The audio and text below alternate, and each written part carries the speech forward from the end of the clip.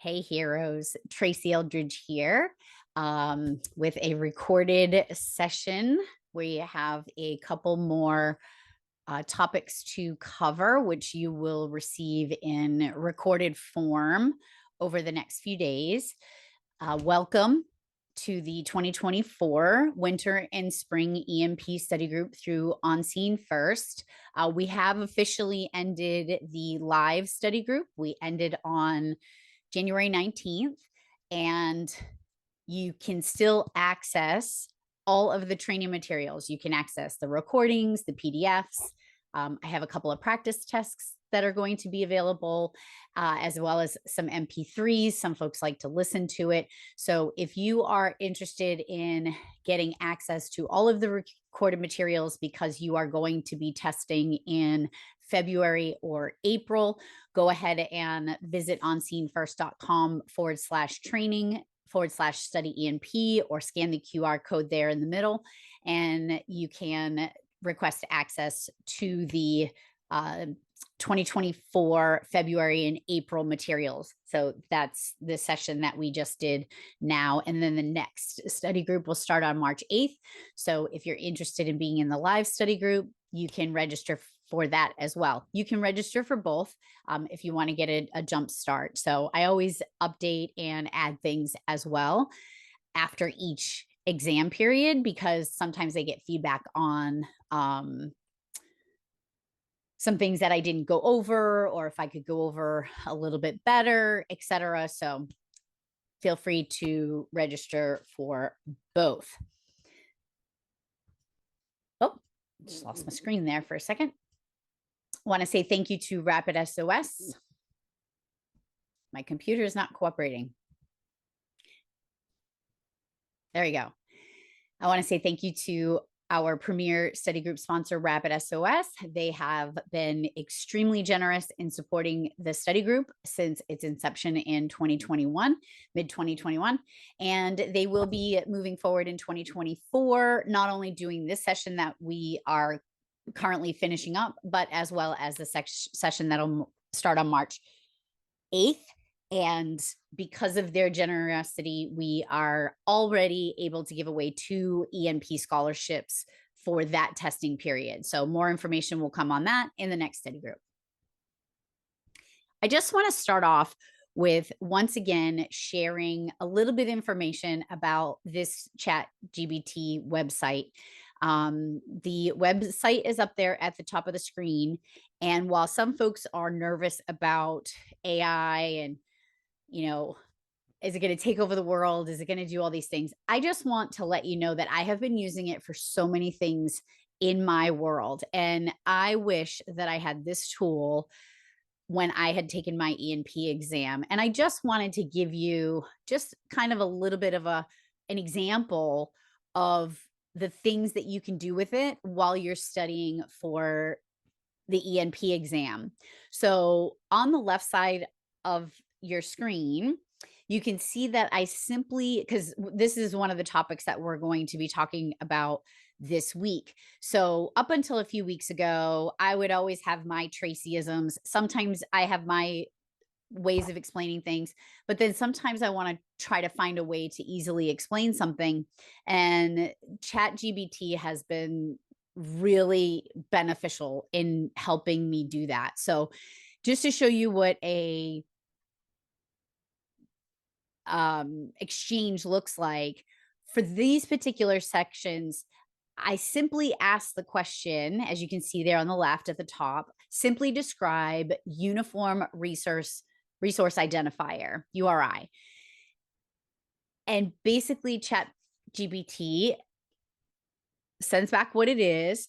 And then as I'm reading that description, to me, it sounds like when I have my onscenefirst.com website, and then there's the / and then say training or ENP study group. And so I just wanted to clarify that and ask the question. So I simply ask the question, is it what usually comes after the / and it says yes. In context of the URL, the part typically comes after is called the path. And so it basically it broke it down into simpler terms for me to understand. And I think this is super beneficial with the majority of the stuff that is on your body of knowledge, or even just some of the topics that you're thinking of. And then the next question I had asked it was, you don't see it on the right side because there was a couple of things that I did in between. But then I basically asked, could you provide a simple analogy to differentiate between URL, URI, and URN? And it did it. It tells you what the uniform resource identifier is, and it's comparing it to a library catalog, and each component is a piece of that. So use this tool.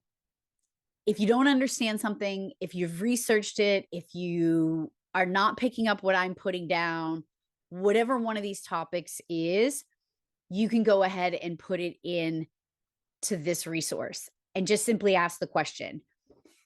I'm going to say that about 97% of the things in the body of knowledge are there. There are a few things that it didn't recognize or didn't understand. And I get that. The free version of Chat GPT goes back to the information goes back to I think early 2022, it says, but sometimes it just doesn't understand what it is, or it can't find the information. But when I say that the information comes back within milliseconds, it comes back in milliseconds. So highly recommend using this tool as you prepare to study. So just a few more tidbits before we get started in this section. I mentioned this before in some of my study habits. Actually, I think I mentioned it in the last session that I did on Friday as well, is whenever I am trying to learn something, I might try to learn what each piece of the word means. Now, as I mentioned before, you're going to need to know your acronyms, especially for this section right here. We're going over the next generation NG9 network.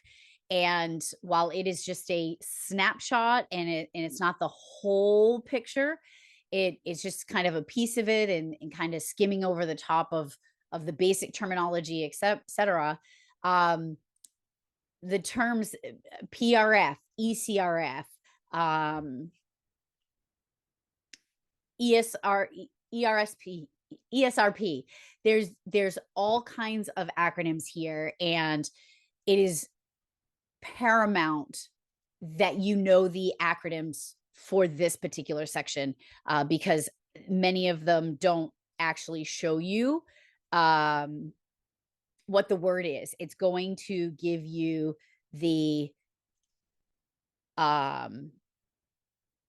it's going to give you, my mind is drawing a blank right now. It's going to give you the acronym. Sorry about that. So when I say that, what you're seeing in front of you is just a few tidbits that I want to kind of break out for you, because some of these acronyms will have these words in it. So just to kind of reiterate, think about the action in what is actually in the word. So if the word policy, so policy routing function, is a set of rules or guidelines that dictate decisions, actions, or behaviors within a particular context. It establishes a framework for decision making and helps ensure consistency and adherence to specified principles. So it's the policy. It's kind of how you're going to do the things, right? So the policy says, if this, then that. So if this takes place, we're going to do that. The protocol piece of it is a set of rules that defines how the data is transmitted or communicated between the devices and the system. So the protocol is the step-by-step and how we're going to accomplish the rules. And then a proxy is going to, so the second bullet there, it says, acts on behalf of, like a healthcare proxy. So if I have a healthcare proxy, if I'm incapacitated in any way, or I can't perform the functions as I normally would, then the proxy is going to kind of jump in and take over and be able to help make the decisions or move whatever it is forward in the process. So a proxy is an intermediary between users and the resources that they access. It can intercept and forward requests, adding a layer of control, security, and caching. And so you're going to see there's a couple of proxies in place in the 911 call flow as it pertains to next generation 911. So why next generation? So what is it that we're going to get from next gen 911? So we know that it's a core part of a core part of next generation 911 is replacing our legacy infrastructure with more modern infrastructure. We've been waiting on this for a long time. Early 2000s is when we started talking about next generation 911, and we're still not fully there yet, but it doesn't mean that the mechanism, the structure, the standards, the way that it should be done isn't in place. It is in place. It just has to be moved forward. We're still using similar systems in the 911 center, but they're not all the same. And then we have some things that are replacing pieces of the legacy equipment that we know today. And regardless, we're still relying on the same information from the caller. So we don't have a way yet that's going to indicate, I need the ambulance, I need the police prior to the call. And while location is definitely much better, we still have work to do with our location confirmation and gathering. So an expanded view of next generation 911, a lot of folks think it is just text to 911. It's not. But text to 911 was the first piece of getting something other than the raw Annie and Allie information. An expanded view is also getting location data from supplemental sources. So like at Rapid SOS, when Apple and Google started using Helo and ELS, emergency location services, on the Android side, they were using all of the device-based location tools. So Wi-Fi access, Wi-Fi, Bluetooth beacons, barometric pressure, pedestrian dead reckoning sensors, gyro sensors, all of the things that our operating system can use to find that location. That is what Apple and Google turned on to be able to send to what is called a location information server, which we'll talk about in this section, as well as any additional data like your health medical profile goes to an ADR, additional data repository. And so that's an expanded view of next generation 911. So having the additional data portals and over the top web applications. One of the things that I heard all the time when it came to the Rapid SOS portal was how folks would love if it was integrated into the 911 system. We agreed 1,000%, but unfortunately, there's absolutely no way to make that as a standard. And because you have so many call handling solutions, you have so many CADs, et cetera, is the only way to accomplish what was accomplished was through an additional over-the-top web portal. And so that's kind of what a generalized overview of the expanded Next Gen 911 looks like. When we were working with our legacy systems, the legacy routing, the way that the call would maneuver through the the enhanced 911 network, or even the basic 911 network, and then enhanced 911, is legacy routing would find the caller, right? So the call would go through, it would hit the tower first based on where the phone was and the closest tower that it could hit. It didn't really care where the caller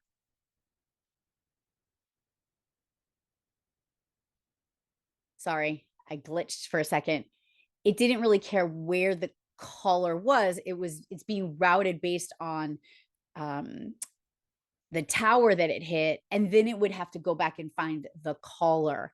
Next generation 911 routing focuses on finding the right PSAP based on the caller's location. So we call that geospatial routing. Is they have the location when the 911 call gets placed, so the tower location isn't going to be the driving force. It's going to be the location of the actual handset based on that next level of location that is identified with or through the device. So legacy routing finds the caller.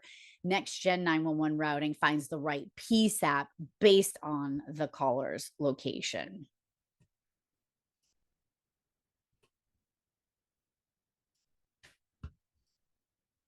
So let's jump into the framework. So as I said before, this section is only to make an introduction to NG911, which briefly defines some of the functional elements. That's what we're going to be calling these pieces of the puzzle that make up that network. And those functional elements are part of the core services of the next generation 911. There's absolutely no way we can deep dive into all of the components. There are so many. Some of the information in the call flows that you'll see later are generalized. It's not etched in stone because every agency is different and every agency is deploying pieces of next generation 911 at different times. So the general overview is what we're going to be doing. So sometimes when I give a description and I'm doing a live session, I will have somebody in the chat maybe provide feedback like, oh, we don't do it that way. And that's totally okay.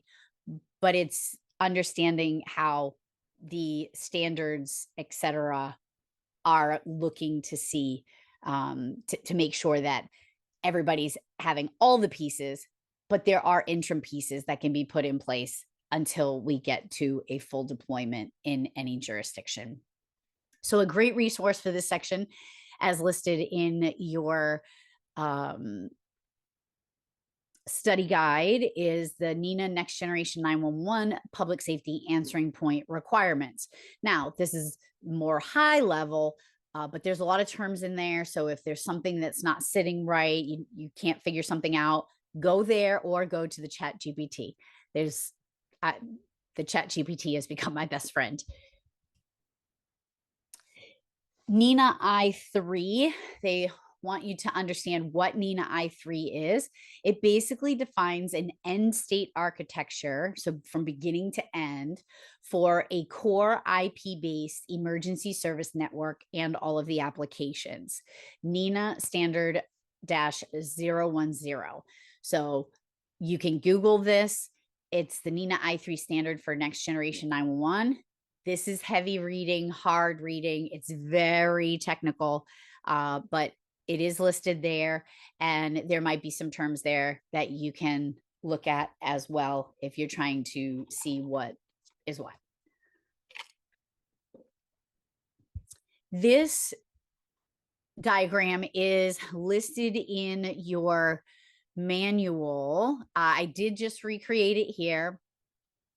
We are going to go through it a little bit more in detail, but I wanted you to have this particular visual that was recreated from the manual for those that may not have the manual. It is definitely, a very simplistic visual of how the system should work. So as I said, lots of components. When does it go where? What does it do? We'll get into that a little bit more. So we talked about, and maybe we didn't, we did talk about the internet in the last section, but here we're going to describe what an IP network is, Internet Protocol Network. It's a method used to transmit data over the internet. It uses transmission control protocol and internet protocol. I don't think you're going to need to know that, but the function is to address and send data packets. So I've mentioned this before. A lot of the data that we are moving through the 911 system is in little packets of data. Sometimes they all move together and sometimes they get separated to get in the best lane possible. IP network is definitely scalable and extensible, which allows for growth and change over time. I mean, in a perfect world, having one ESI net that basically covers the entire country. Imagine just being able to send a 911 call from Massachusetts to California through the network, just boop, transfer, and it just goes there, and all of the same information is being displayed the same across the country. We know that's not the case, but it would be nice. The internet protocol is the basis for the ESI net. Now, I have talked to some folks that are very passionate about next generation 911, and it has been beat into me that we call it the ESI net, not the ESI net. So take that for what it's worth. I just know from several folks, I adopted saying ESI net because that's what I've been told by several very technical folks that had a significant hand in building out a lot of this. So IP applications, they allow for seamless access to 911 services from many different communication services and devices, okay? Whether it be fixed, which is a device that connects to a single access point and is not capable of being moved by the end user, whether it's mobile, which is capable of being moved from one location or the other, and then nomadic. So nomadic is non-fixed VoIP services, which enables the end user to connect a handset or an IP enabled device to multiple access points. So nomadic, just, they refer to somebody as a nomad. They're like a wanderer. They move from one place to the other. And the nomadic non-fixed stuff is the next kind of level that we're going to be moving towards when we have 911 calls that are going to be coming from Skype and Teams, etc. That's the next level that we need to start learning about because it's going to happen. And then IP networks allow PSAPs to receive additional data, which is nice because it's much broader, it's much faster, it has a larger bandwidth, which allows us to receive texts and pictures and videos and telematic information from vehicles, floor plans, medical records, subscriber information, in some cases, CCTV or even sensor data. I can imagine a world where somebody with a DECOM, I think it is for diabetics, where they have a low blood sugar alarm. Maybe it's checking their responsiveness. With no response, it could generate a 911 call on their behalf. I mean, my car called, well, my Apple phone, my iPhone called 911 when I had gotten to an accident last December. And it's just, this is where we're going, right? So let's not be afraid of it. Let's learn about it and appreciate it. So as far as the ESI net goes, it's an emergency services IP network, ESI net. So emergency services IP network, a managed IP network that is used for emergency services communication and which can be shared by all public safety agencies. ESI nets provide the IP transport infrastructure upon which independent application platforms and core services can be deployed. As an ESI net may be interconnected at the local level, the regional level, the state level, the federal level, the national level, and international levels, depending on, how broad we want to take this. And basically, the ESI net is a network of different networks, especially when you're overlapping local, regional, state, etc. Next generation core services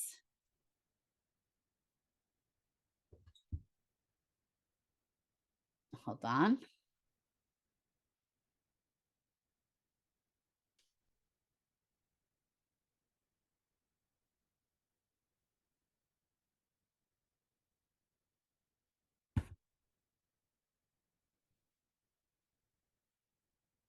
Hold on one second.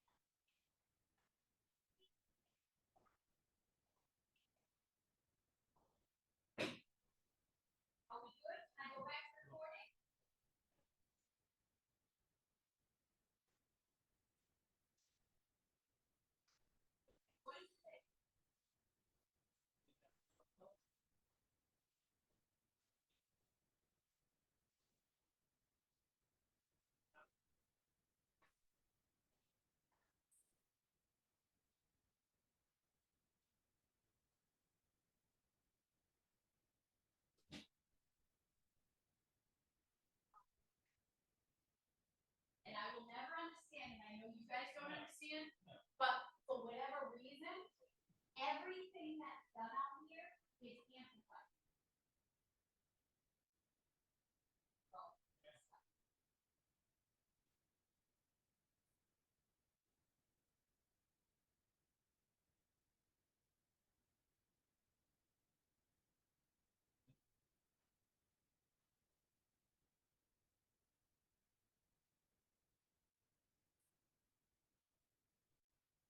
Okay, going back in. Go pound it up and down the stairs, please.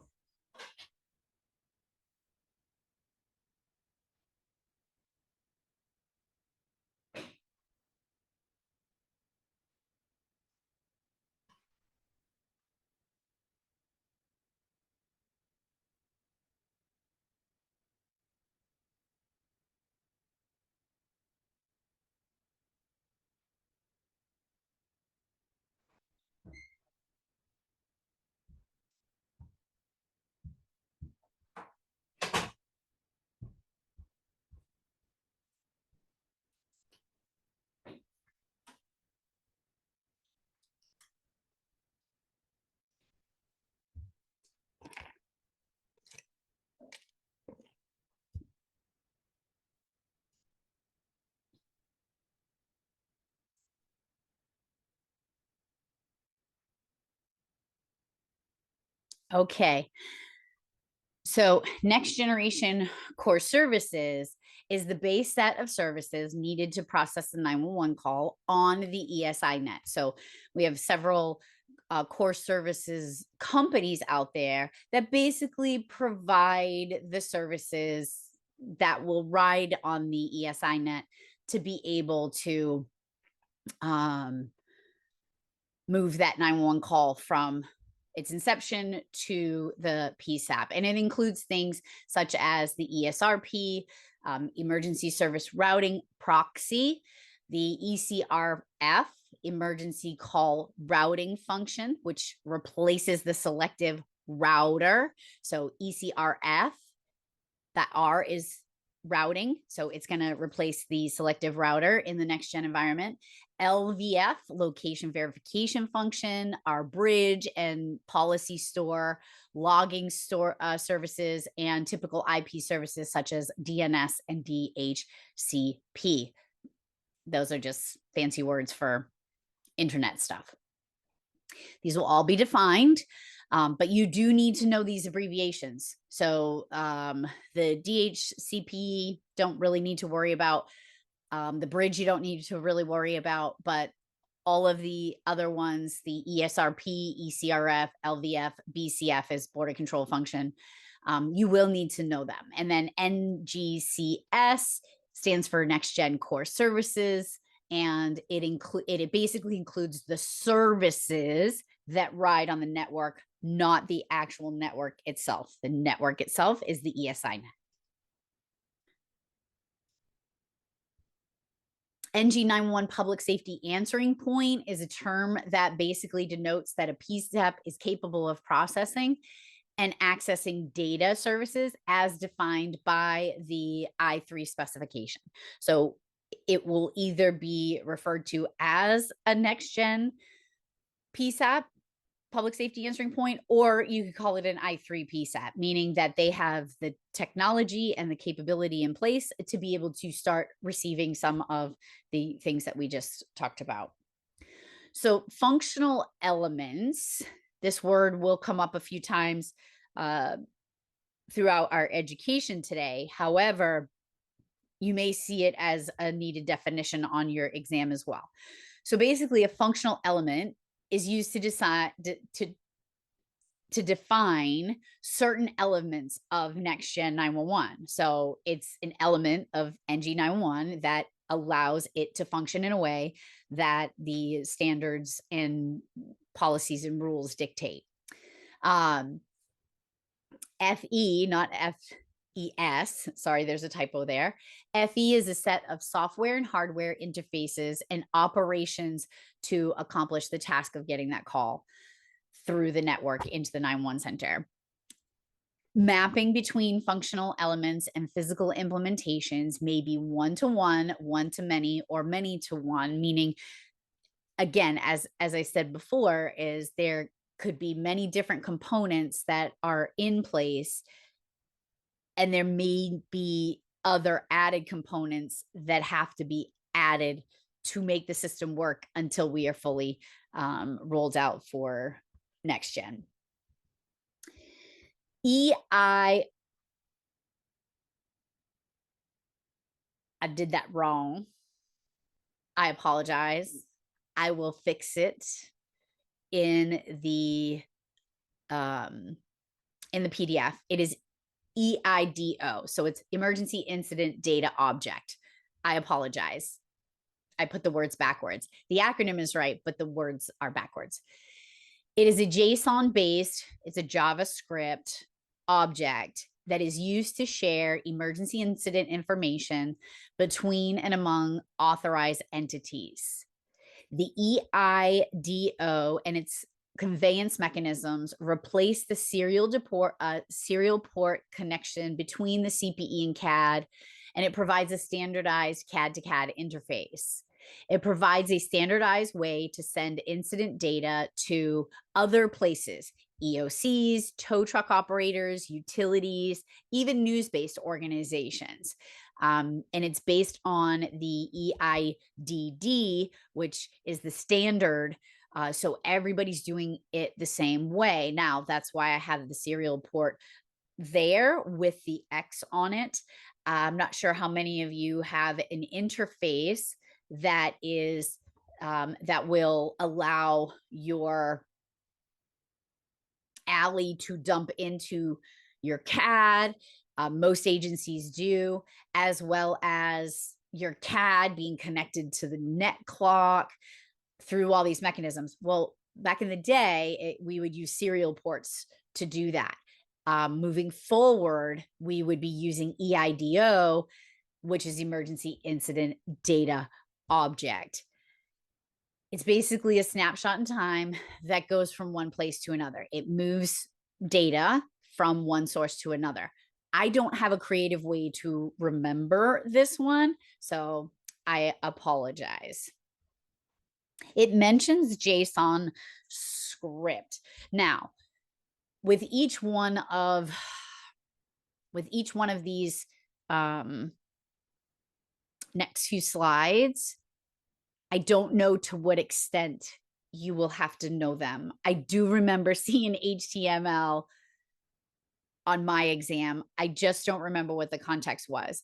But JSON, I put the little image there, says, "Hi, I'm Jason," like the name Jason. So that's the way that I remember it, is because it is pretty easy for humans to be able to read and write. It's not something that's technical jargon.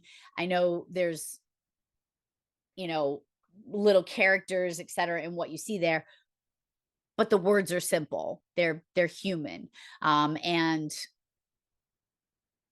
many use JSON script because it is simple and diverse.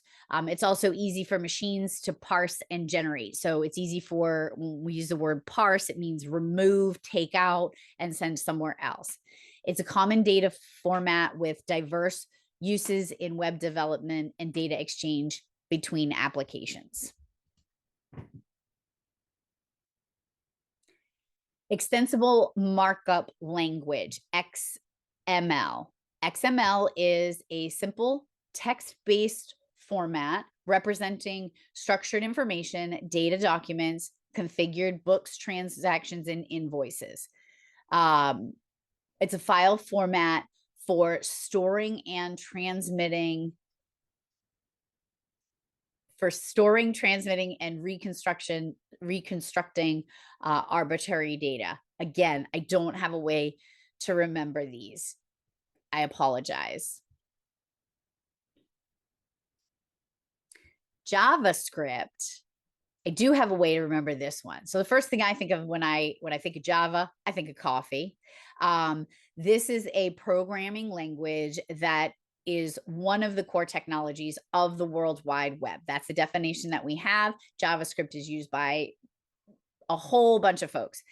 The way that I look at it is the world runs on coffee. So this is the one that is basically a huge part of the core of the World Wide Web. Didn't have really any descriptors there, but take that analogy for what it's worth. SQL is structured query language. SQL is a domain-specific language used for managing and manipulating relational databases. And we'll talk a little bit about relational data. Maybe we talked about it last week. It is defined for querying and updating and managing databases, allowing users to interact with databases, retrieve, insert, update, and delete data. So we're using this a lot in updating of the databases when it comes to Next Generation 911. And SQL is a fundamental database management system. So something that is being used often. I want you to think of it this way. SQL is the librarian of the databases, effortlessly querying and arranging the information. So it takes the information, it sorts it, it puts it where it's supposed to, and it makes it easier to find. DNS, domain name system. So if you know anything about the internet, you know that the URL, the Uniform Resource Locator, is also called a domain, right? So the first piece of it, so onscenefirst.com, that's my domain name. So the DNS is a system that translates user-friendly domains like onscenefirst.com into numeric IP addresses used by computers to locate each other on the internet. It acts like a directory, enabling users to access websites by typing human readable domain names instead of IP addresses. Can you imagine if I needed to go to bestbuy.com and I had to put in like 125.865.276.5973? So the DNS, the domain name, is interchangeable with the IP address. It just makes it easier to search. HTTP and HTTPS is Hypertext Transport Protocol. I don't know why they both wouldn't just have an S, or why it wouldn't just be an S, because the S stands for secure. I'm not sure who would want a website that isn't secure, but it happens. So Hypertext Transfer Protocol is the foundation of the World Wide Web and is used to load web pages using hypertext links. So it's that piece where you click on something and it brings it to that particular website, and you'll see it at the beginning of the URL.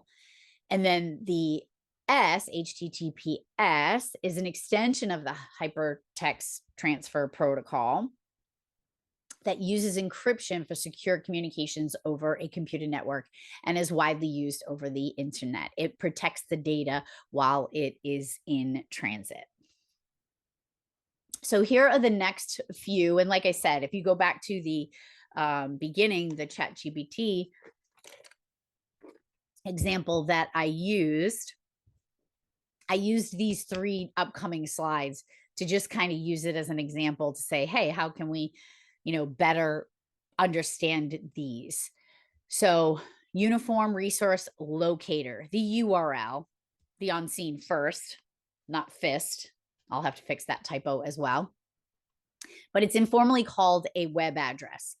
It's a reference to a web resource that specifies its location on a computer network and a mechanism for retrieving it. So remember when I said that DNS piece, it basically names the website so we can go find the URL, but to find the IP address that is associated with that particular transaction. But the Uniform Resource Locator is actually the URL that's at the top of the screen. And when you look at a URL, there's sometimes it's just onscenefirst.com, but depending on where you are in the website, there might be additional things on it as well. And that's where we start moving into some of the other definitions. So the URI is a unique sequence of characters that defines a logical or physical resource used by web technologies. URIs may identify anything, including real-world objects like people, places, concepts, or information resources such as websites and books. What the URL does, and you can think of it this way, is the URL locates the neighborhood. Okay, so if I'm driving to a neighborhood, the URL is identifying the neighborhood in which we need to be in. The URI is going to identify which house. So URL on scene first, URI / training. So it narrows it down to the specific house on the street. And then the uniform resource name, the URN, which I think of an urn, and I'm just going to put that up there. And I know this is a creepy way to remember it, but URNs are globally unique, persistent identifiers assigned with defined namespaces. So they will be available for a long time, even after the identified resources cease to exist or becomes unavailable. So if I have on scene first, and for whatever reason, I decide to give up my company, I'm not going to do it anymore, I'm not going to pay for this service any longer, I no longer have possession of that website. Maybe it's available, maybe it's not available, but nonetheless, the URN is kind of like a identifiable code that doesn't change. That if we had to know the specifics, know the identity, but what it can't do is locate the website because it's no longer there. So when I think of an urn, it defines who it is, but we can't locate it because it's no longer there. Just like the use of an urn, right? Is that there's an identifiable, we know who's in the urn, but we just can't locate it. So I know that's a horrible way to remember it, but it's how I had to remember it to know what the question was if there was going to be a question. So once the website no longer exists, there still is this identifiable characteristics that will tell you what it was, but it can't tell you where it is because it doesn't exist. So the functional elements of NG911, oh, sorry, that's a duplicate slide. So the first one we're going to cover is the lost protocol. Now, there's no P for protocol, but that's what it is. It's a lost protocol. Location to service translation. LO, the O is small. When you see capital L and lowercase o, that usually stands for location. And when we are lost, what do we need? A map. So when we think about the lost protocol, I want you to think of that map, because the lost protocol, location to service translation, is a mapping protocol that takes location information and a service URN and returns a URI. It maps the user's location to the address of the emergency call center that serves that particular location, generally fused or location-based call routing. And in NextGen 911, it's used as the protocol for the emergency call routing function, as well as the location verification function. So all the things that have to do with where something's going or confirming where something's going is going to be using the lost protocol so it doesn't get lost. The emergency call routing function, ECRF, and the images that I used are kind of specific, right? So you'll see some of these images again on the call flow that I created. So emergency call routing function is an I3 functional element that is a lost protocol server. So there's a location component that is based on this. So it's going to automatically be using the lost protocol so the call doesn't get lost. The ECRF uses a location, either a civil address or a geodetic coordinate, and a service URN as input to mapping functions that return a URI to route an emergency call based on the appropriate PSAP for the caller's location or towards that particular responder agency. Geospatial routing is replacing our MSAG routing. And the ECRF, emergency call routing function, is replacing the selective router. So remember, the selective router gets the location of where the call is coming from, and it determines where, in legacy systems, the tower location. The selective router, based on that particular location, whatever the location is, whether it's coming, from a wireless phase 2 or a tower information, the ECRF is going to replace that selective router in our call taking process. The emergency service routing proxy is just that. It's a proxy. It's gonna take over from the ECRF, and it's going to check all the boxes of the policy routing function, which I'll tell you about that in just a second. But it's going to make sure, the proxy is going to make sure it has all of the information before it makes a decision, just like a healthcare proxy. As a healthcare proxy for my dad, I was the one that would gather all the information, and if he was incapacitated, then I would be making the decisions. So the emergency service routing proxy is going to make the decisions as based on all of the information that's provided as to whether or not this call can still move through the network and which direction it's going to go based on the information that is available. So ESRP is an I3 functional element that is a SIP proxy server that selects the next hop routing within the ESI net based on location and policy. So when I show you the hop networking, it will make a little bit more sense. So the ESRP is going to check all the boxes based on location and the policy, and it's going to send that call to the next hop, meaning it's going to hop on over to the route that it has to take. There is an ESRP on the edge of the ESI net.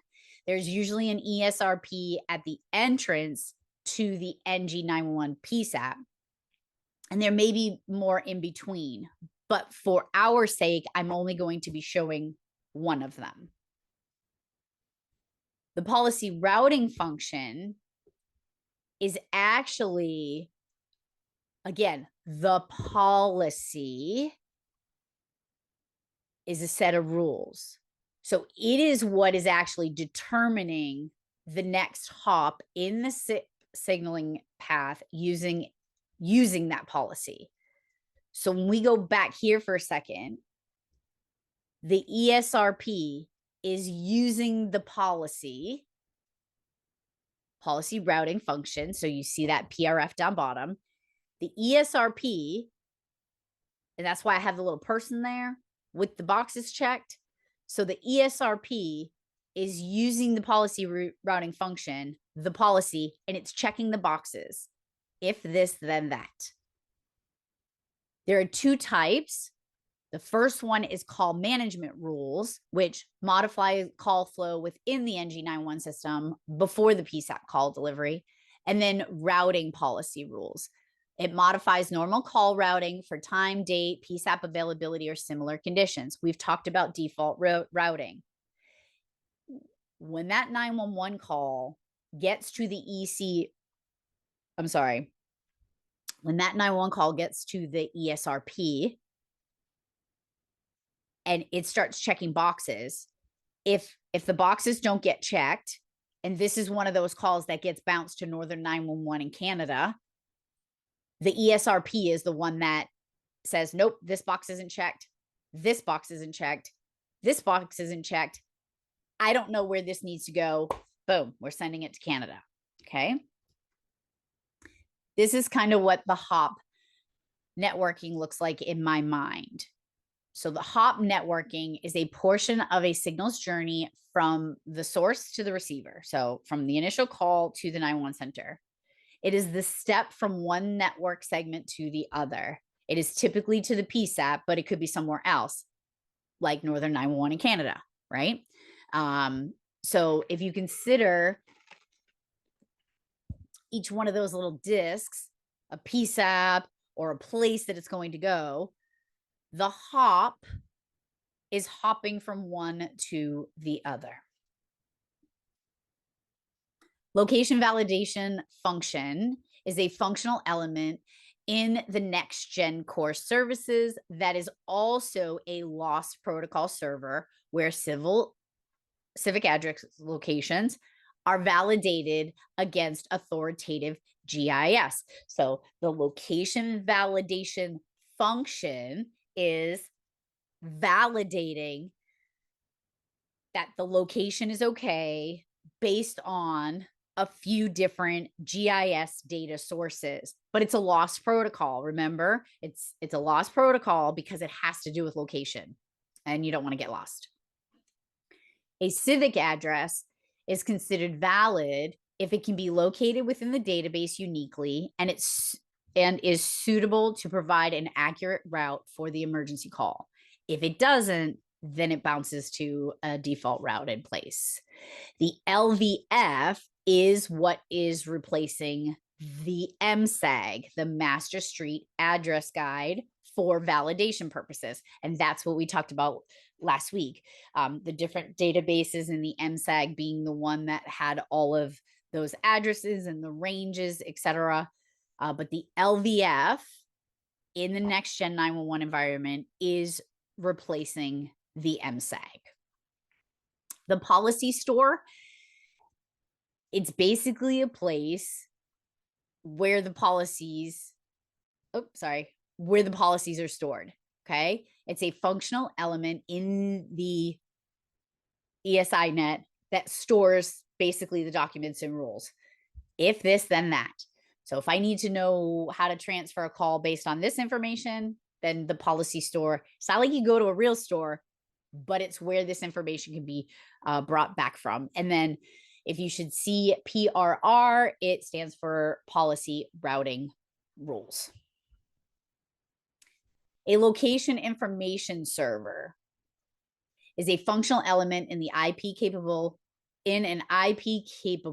originating network that provides location of endpoints. It can provide location information to any IP device within its served access network. So again, I'll go back to Rapid SOS. Now, somebody can correct me if I'm wrong, but it is I fully understand that Rapid SOS was actually the ones to stand up the first fully functioning, usable, delivering information to the PSAP, LIS, location information server, and additional data repository. So they're kind of in the same place, but they have different things that they do. The LIS is validating location information, or has the location information that needs to be validated by the LVF, location verification function. An additional data repository is the data storage facility for additional data. The ADR dereferences a URI passed in a SIP call info header field, or PIDFlow. We're going to talk about PIDFlow in just a second. Element, and it returns an additional data object block. Rapid SOS, their additional data lives in an ADR. So when we talk about, wow, it would be great if, we could have this in our traditional call flow where it could just go into, our call handling solution, that would be all well and good. However, think about all of the data that is currently available from the Rapid SOS portal. They have medical alert information. They have emergencyprofile.org information. They have SiriusXM information. They have all kinds of information that's available. If each one of those companies wanted to get that information into the 911 center, they would have to work with the call handling vendor to accommodate the screens to fit the information. So what an additional data repository does is it allows all that information to go to one place, and then it gets displayed in the same way each time based on the equipment that's being used. In Rapid SOS's case, the Rapid SOS portal. There's an additional identity searchable additional data repository, an IS ADR. And this is basically, you're able to search for information. So any additional data repository that allows that search feature. So Rapid Light, when we were able to type in the telephone number, that's considered an identity searchable additional data repository. And then we move towards it just being automatic through jurisdiction view. Border control function, just what it says. It's controlling the border onto the ESI net, and it takes place in many different places. So it provides a secure entry into the ESI net for emergency calls that are presented to the network. The border control function, and I'm pretty sure you will see the border control function on your exam, incorporates a session border controller and a firewall between the ESI net and external networks or other elements or functional elements and different services. So basically, a good rule of thumb is anytime the call is going to dip off of the ESI net to check a location, to gather additional data, to talk to the ESRP or the ECRF, anytime it's dipping out to jump off that ESI net for anything, it's going to have to face the border control function.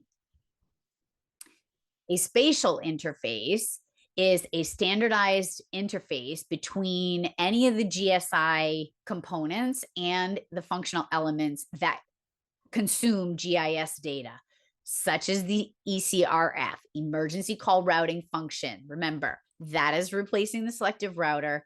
It needs to know about location. So it's actually going to check in with the SI. The LVF is going to check in with the SI and mapping data and any kind of geocoding services. It is a data transport interface. It is not a functional element. That's why I have it sitting on a street. So it's basically moving the GIS into the functional element to which it needs to be absorbed by.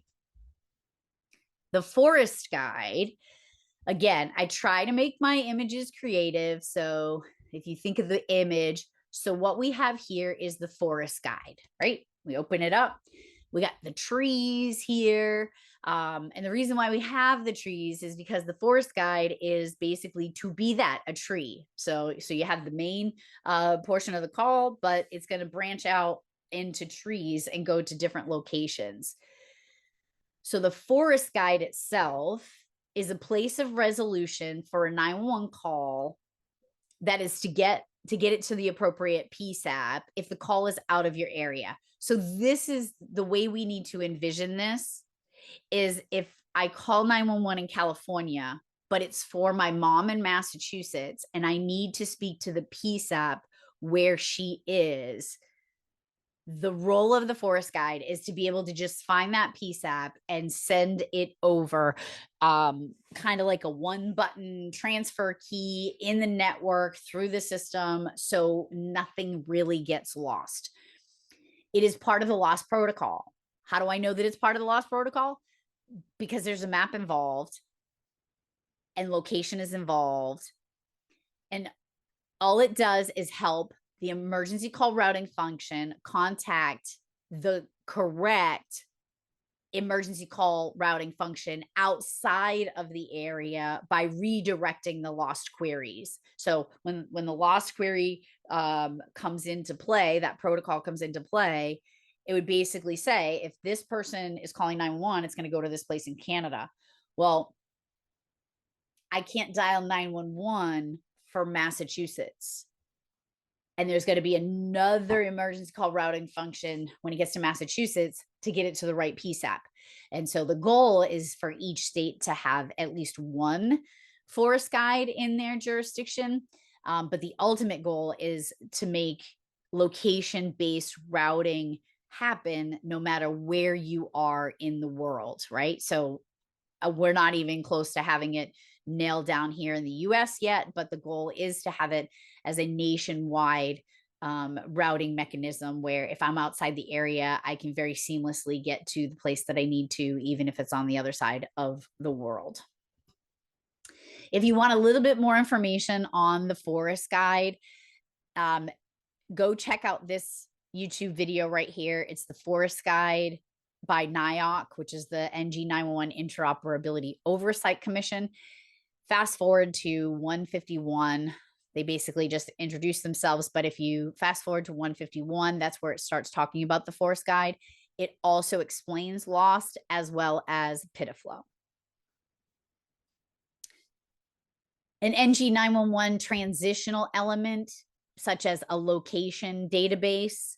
It's a server that retains today's ALI information, the current information, and it interfaces and can utilize the new protocol requirements in that next-gen deployment system. We're going to talk about 3 different gateways. You're going to need to know which is which and which does which. I do remember seeing gateway questions on my exam. I'm going to show you visuals in the pictures. I'm going to describe them, and then you're going to see them in the call flow as well in the next couple of slides. So the Legacy Network Gateway, LNG, Legacy Network, the N, network. It basically provides an interface between a non-upgraded legacy originating network and the next-gen core services enabled network, It's that simple. If I am in a old legacy system area and the 911 call is transversing through the system, but the PSAP where it needs to get to is what's considered an I3 or an NG911 system, there has to be a conversion point where the old system can be converted to the new system to be able to continue to transfer that call onto it. And I'll show you that example in just a few minutes. The legacy PSAP gateway is, it provides an interconnection point between the ESI net and a legacy PSAP. It's using call delivery, transfers, alternate routing when legacy PSAPs need to interact with the ESI net. Now, most of the time, if we have an alternate backup, we would hope that we would both be on the same system. But I'll give you an example. In Massachusetts, not all PSAPs rolled out at the same time. The alternate for my jurisdiction in Rochester was Marion. Let's just say that Rochester was updated and is now currently living on the ESI net, but Marion is not there yet. Marion's still our backup. Marion's still going to receive our overflow, but we're going to have to do something for Marion to be able to get our calls to us and vice versa. So that's kind of an example for that. So what has to happen is between the ESI net and the legacy phone system. So the ESI net is all those bands and much faster, much more lanes and opportunity.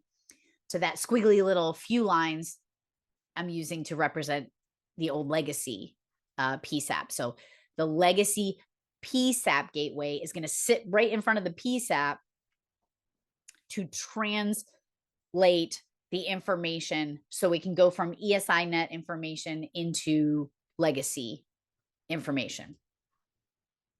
And then legacy selective router gateway, LSRG, it provides an interface between 911 selective router and the ESI net, enabling calls to be routed and or transferred between legacy NG networks and legacy and NG networks. So it'll make more sense when I show you the examples.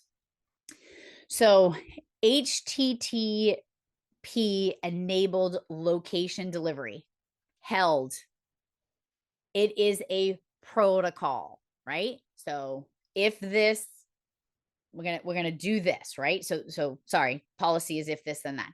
So the held protocol is step 1, step 2, step 3, step 4.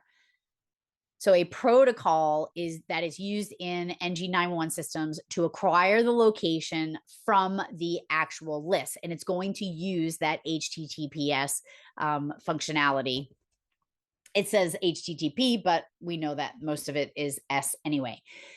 It enables the delivery of location information related to emergency calls over HTTP.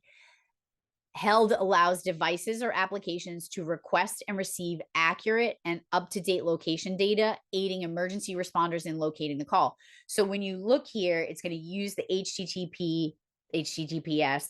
It's going to follow these rules. It's going to go back out to the device, and it's going to bring back that location. So when you look at the Rapid SOS portal, and it just makes sense to use this because this is a technology that all of this was built for, is when you look at the Rapid SOS portal and you have a car that is moving and there's an updated location that is being sent every 3 to 5 seconds, it is using the held protocol. So it's using held to obtain that updated location through the interwebs, through a data connection to return that information. And that's why it comes back so much quicker.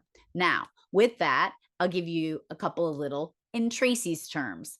So HTTP held begins with H. H stands for how. How do we do it? This is the protocol in how we are going to get that information back. And then here's another one.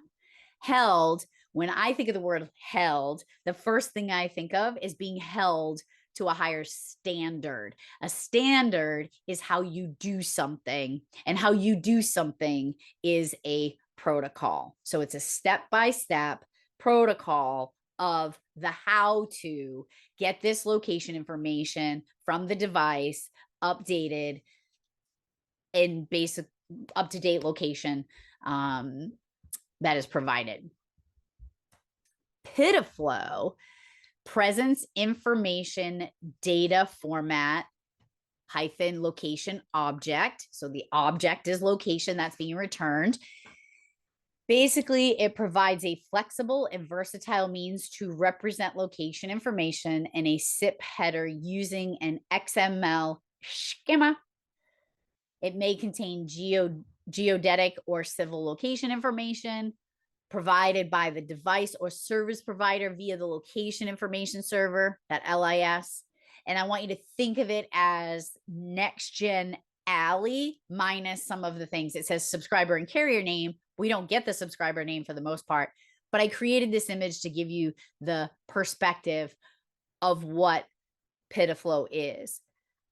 It's how that information is going to be delayed, not how to get the information, but how it is going to be displayed. So the 911 call gets placed, transmission goes out, and then that information comes back in a certain standard, a certain way. So you have the location there and then XYZ. If that's how it's going to come back, that's how it's going to come back.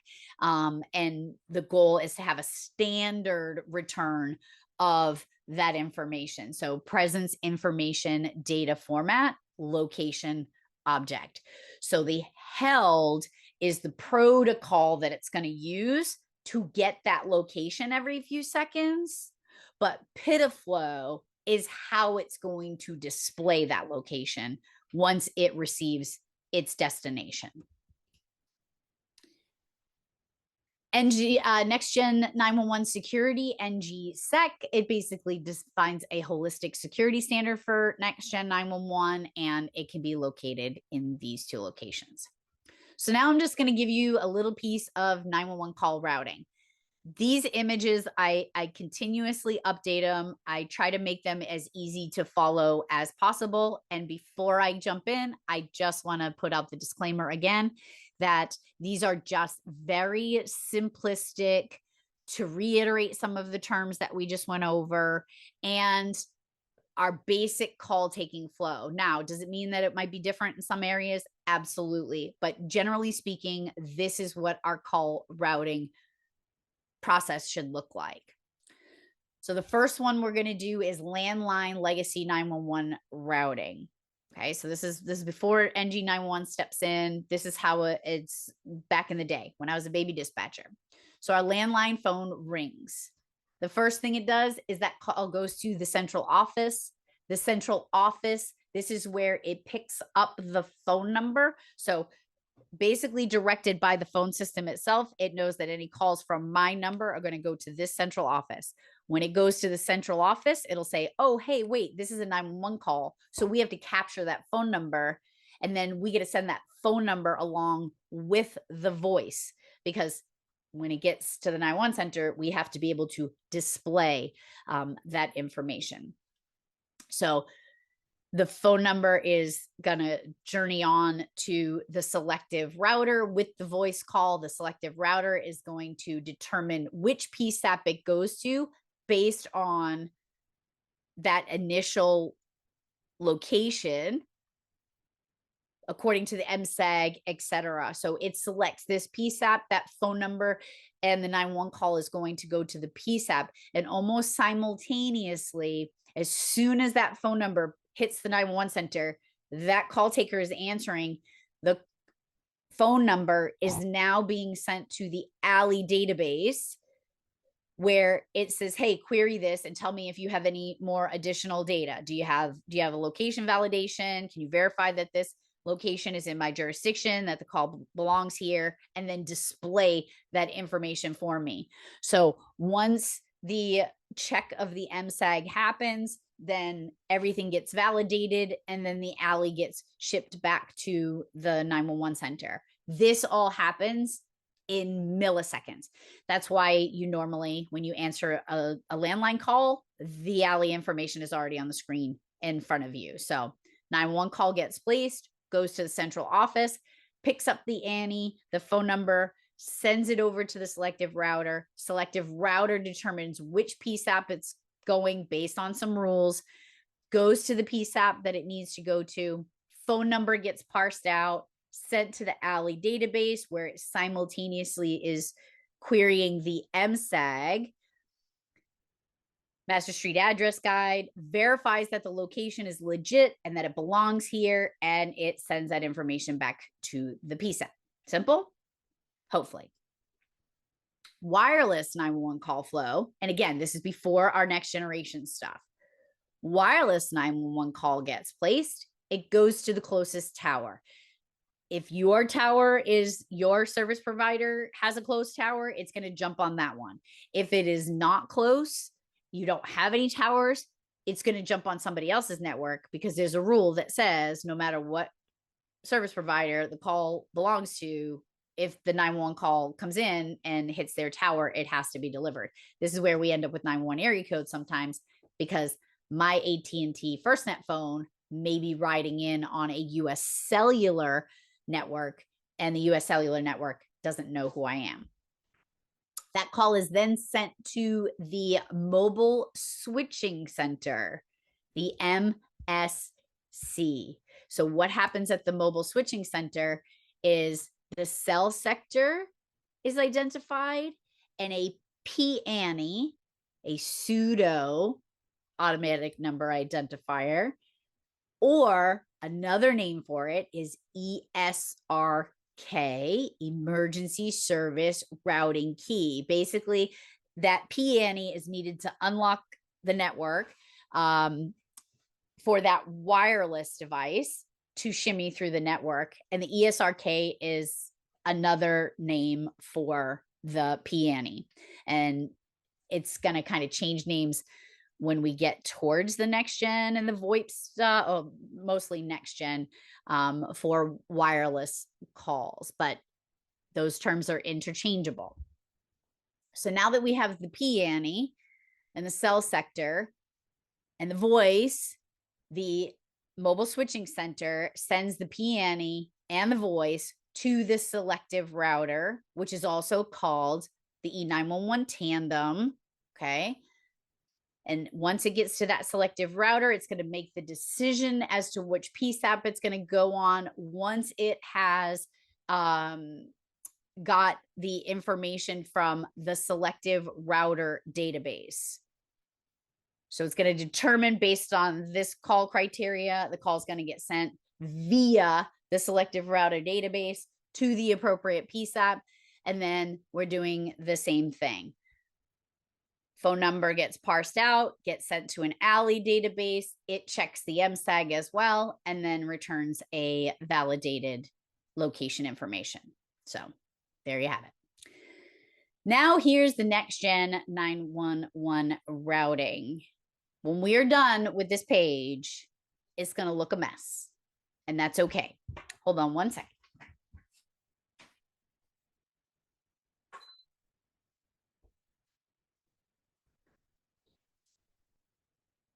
This page is going to look like a big old mess. You might want to play it a couple of times, but it's kind of a simplistic way to explain all the components and what is where. And like I said, if there's somebody that's super technical in 911 and you're watching this video, I know there's more pieces. I know not everything's the same like this. I know there could be variances, but this is just a very general overview to put the pieces to the puzzle for those of us that are not well versed in the logic of all of these things. So here we go. No matter how the call gets placed at this point, we're going to go through the ESI. We're going to go through the next gen system. Are there some other components for wireless? Yes. Might there be something different for landline? Yep. But this is generalized, generally speaking. Okay. Disclaimer. So when those 911 calls get placed, they're ultimately, if we are in a full, we're gonna pretend that we are in a full next gen environment for the first part of this call. So we're in the full next gen environment. That call gets placed and it's going to jump onto that ESI net. But as I mentioned before it can even step foot onto that ESI net, it needs to go through the border control function. The border control function is going to make sure that there are no cooties with this 911 phone call. So it's going to check it out. It's going to go through a firewall. It's going to make sure that it's protected, and then it's going to send it on to the ESI net. The next step it's going to get to is the ECRF, emergency call routing function. But before the emergency call routing function can make a decision on the next step, it needs to verify a few things. I don't know, like the location, because remember, we are now in a location-based routing scenario. So the ECRF is going to send the information over to first the LVF, location verification function. But the location verification function, before the call steps off, remember I said before it dips out, it takes a left turn, it zigs when it should zag. Any new component, any new task, it's going to go through the border control function. So the ECRF is now requesting the location verification function to go into place. And what the LVF does is it simultaneously checks any additional data repositories that might be available, the location information servers, and the spatial interfaces. So these are all, as we said before, these are all location services. So we know that the loss protocol is going to take place here, but what is the actual steps of the protocol? So with this, we're going to use that held protocol. And what's going to happen is that protocol, again, so the loss protocol is getting to these locations. But bringing back the location is going to use that held protocol. Remember, HTTPS, it's going to go back, keep going back and forth to the phone. So it's going to continuously be updating. When that information comes back, how is it going to be displayed? It's going to be displayed using the PIDFlow determination. So PIDFlow is going to be how it is represented, XYZ, however, okay? So once that happens, that call can now go back to the ECRF. We got location. We can at least send it on through the process. The next step is going to be the ESRP. Remember, the ESRP is going to be the one that is going to make the determination as to which PSAP it's going to go to. But again, it's another function. So we got to check the border control function, make sure nobody has cooties. The ESRP, the emergency service routing proxy, is going to make the decisions based on all the facts. So it's going to use the policy routing function. It's going to check off all the rules, make sure they're all valid using that policy. And then it's going to use hop networking to determine which lane that call is going to go into.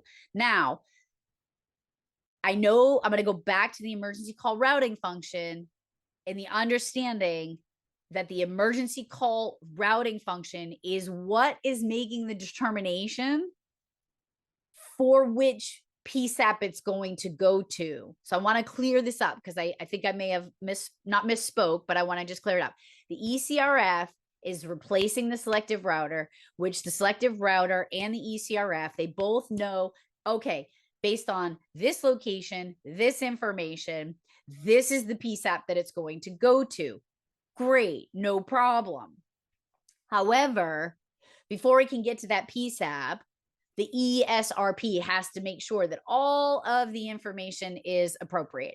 It's following the policy. it fits the criteria. Because if it doesn't, then that's going to determine which hop it has to go in. And all I can think of is like a conveyor belt where things are measured or checked. And if it's supposed to go into this box, but if it's not good, it didn't meet the criteria, boing, it gets bounced off the conveyor belt and it goes somewhere else. This is very similar. So the ECRF is going to describe, or it's going to identify which PSAP. And I think that's the next image. Yep. So is this going to go to a next generation 911 i3 PSAP? Is it going to go to a legacy PSAP? Or is it not fitting into the criteria for either, and it's going to get bounced to Canada because it can't check off any of the policies using the policy routing function? So the ESRP checks all the boxes and it determines the next hop. Where is this call hopping to? So if the call is hopping to an NG911 or an i3 PSAP, it's going to it's going to get back onto the ESI net after its little pit stop. But again, before it can get back on the ESI net, we have to go through the border control function. And then it's going to continue on the ESI net before it gets into the PSAP, one more stop by the border control function to make sure that everything is legit and on the up and up. The difference now is if it can't go to the i3 PSAP and it now has to go to a legacy PSAP, then the same thing is going to happen. It's going to send it back onto the legacy network. Again, border control function is going to nip it in the bud. But this is where a gateway is going to come into play. For this call to move off of the ESI net onto a legacy network and get into a legacy PSAP, we need to have a legacy PSAP gateway. So before it can get into the PSAP from a different network, there needs to be a gateway. That gateway is going to take that information in. It's going to do some fancy things, and then it's going to output it in a format and in a way that that legacy PSAP can accept that information. So hopefully that all makes sense. I'm going to run through it one more time before we add on a piece to it. So number one, 911 call gets placed, makes the determination that it's going to jump onto the ESI net. Before it can get onto the ESI net, it has to be checked through the border control function. Call heads on over to the ECRF, the emergency call routing function, where that emergency call routing function has to validate location information, and it does through the location validation function. Before it gets there, it too has to go through a border control function to check and make sure that it's not passing on cooties from the ESI net to the LVF. The LVF is then simultaneously going to check the ADRs, the LIS, and the SI, and it's going to bring back any supplemental location information, any additional data, any type of GIS data that is going to be beneficial in getting this call to the right PSAP. To get that location back every few seconds, real-time or almost real-time updated location, it is going to use the held protocol, and the format that it's going to be delivered is PITAFLOW. Once it gets back to the LVF, it jumps back onto the ESI net, again going through another border control function, and it gets to the ESRF. ECRF says, yep, based on this information that's coming back, we're going to pass it on to the ESRP for quality control. The ESRP is going to use policy routing function. That policy routing function, PRF, it's going to check all the boxes and it's going to say, yep, it belongs here based on this information, or nope, it doesn't. We either have to go to a legacy PSAP or we're bouncing to Canada, wherever the call is going to go. If it's going to the i3 PSAP, it's going to head on down the ESI net. It's going to go to the I3 PSAP. And before it gets there, it's going to check in one more time with the BCF before it gets into the PSAP. If it's going to the legacy PSAP, it's going to travel down an older network. But for it to be able to be on that older network and be transferred into the capability of going into the legacy PSAP, it's going to have to go through a legacy PSAP gateway. So hopefully that makes a lot of sense. It's my goal. Now we're going to go back and do things the old way. If we have a legacy system where the call is being placed, but eventually it needs to get onto a ESI net because this place is on the ESI net, but this place isn't. This is what this looks like, and another gateway that is going to be used. Oh, let me go back. Sorry about this. I forgot this last step. So once it gets into the PSAP, once the call gets into the PSAP, it's going to use that same behavior. It's going to send the phone number out to the ALI database, and then it's going to check against the MSAG, and it's going to bring back that ALI location information. So same behavior there as you've seen on the previous networking. That does not change for now. A call that's going through a traditional phone system the call's going to get made. It's going to go to the central office, just as we did before in that previous call example. Once it goes to the central office, it's going to go to the selective router or the E911 tandem as before.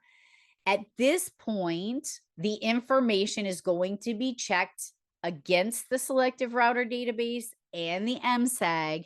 And once we've made the determination that this is that information, it's going to be sent on over to the ESI net. So now we need to get on the ESI net. So once that information is validated, that selective router says, yep, this call based on all of this information that's being provided needs to jump on the ESI net. The only difference here is that for it to get onto the ESI net, it's going from one network to another network. So we are going to have to use the legacy network gateway. Okay. So hopefully all of that makes sense. This second piece, this is a legacy phone system that is going to ultimately get onto the ESI net. And again, there's a lot more pieces. It's a lot more complicated, a lot more detail, but this is just a very basic, so you can follow the bouncing ball with descriptions, however it is that you need to remember it. This is going to be a big portion of the exam from what I remember, is knowing where these pieces of the puzzle are. So take that for what it's worth. What I would also like to share is when you get the PDF, there will be 2 links. This one on the left is the first video. The video on the right is the second video. Beth English used to work for Commercial Electronics Corp. These were 2 videos that I watched, and I watched them a few times. She shares a ton of valuable information, but she also explains some of the stuff that I just explained, and maybe it's just in a different way. So please utilize this resource to kind of get this piece of your studying down. And with that, I just want to say thank you. I appreciate all of the work that you do. I do have 2 more sections that we're going to be recording and sending out.